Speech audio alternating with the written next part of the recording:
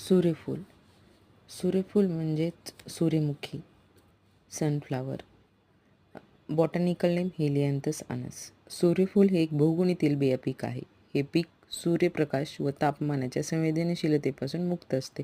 त्यामुळे खरीप, रब्बी आणि उन्हाळी अशा तीनही हंगामामध्ये घेतले जाते. सूर्यफुलासाठी जमीन पाण्याचा चांगला निचरा होणारी, मध्यम व भारी लागते.